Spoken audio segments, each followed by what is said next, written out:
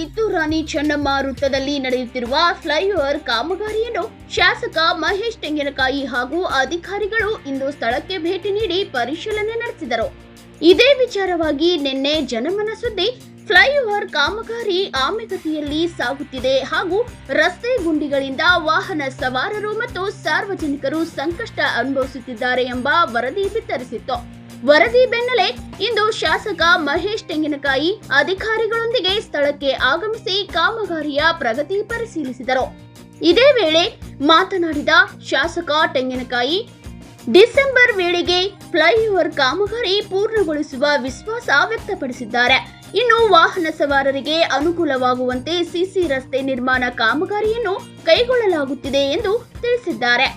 ಚೆನ್ನಮ್ಮ ವೃತ್ತದಲ್ಲಿ ವಾಹನ ಸವಾರರು ಎದುರಿಸುತ್ತಿರುವ ಸಮಸ್ಯೆಗಳಿಗೆ ಆದಷ್ಟು ಬೇಗ ಮುಕ್ತಿ ನೀಡಲಾಗುವುದು ಎಂದು ಶಾಸಕ ತೆಂಗಿನಕಾಯಿ ಭರವಸೆ ನೀಡಿದ್ದಾರೆ.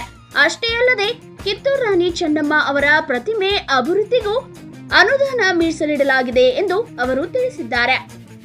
ಜನರ ಸಮಸ್ಯೆ ಎತ್ತಿ ಹಿಡಿದ ಜನಮನ ಸುದ್ದಿ ವರದಿ ಅಧಿಕಾರಿಗಳ ಹಾಗೂ ಜನಪ್ರತಿನಿಧಿಗಳ ಗಮನ ಸೆಳೆದಿದೆ.